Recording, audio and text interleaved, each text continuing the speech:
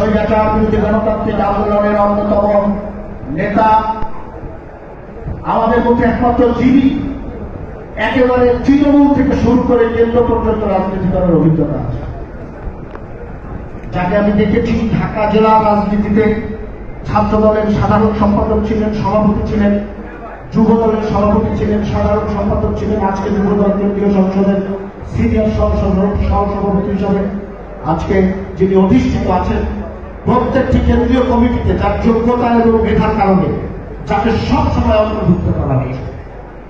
সদা মিষ্টভাষী আমাদের সকলের প্রিয় বড় ভাই রেজাউল করিম পল আমাদের মাঝে আসতে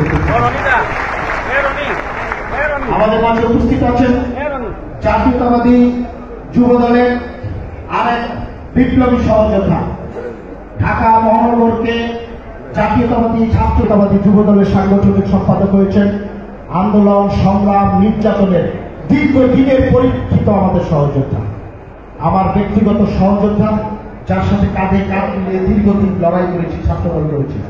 আজকে তিনি যুব দলের সাংগঠনিক সম্পাদক, আমি স্বেচ্ছাসেবক দল করি। আমাদের প্রিয় মানুষ, আমার প্রিয় সহযোদ্ধা কামরুজ্জামান জুয়েল যুব দলের সাংগঠনিক সম্পাদক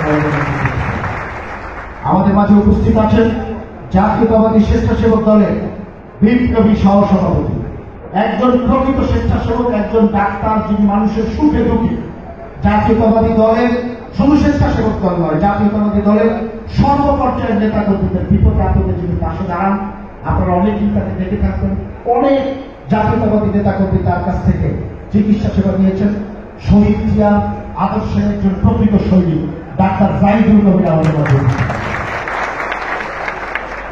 আমি আমাদের মাঝে জাতীয়তাবাদী যুব দল, জাতীয়তাবাদী স্বেচ্ছাসেবক দল, তাই নাকি? দেশনায়ক তারেক রহমানের নির্দেশনায় দেশনায়ক তারেক রহমানের সৈনিকরা কখনো কি বিশৃঙ্খল হতে পারে?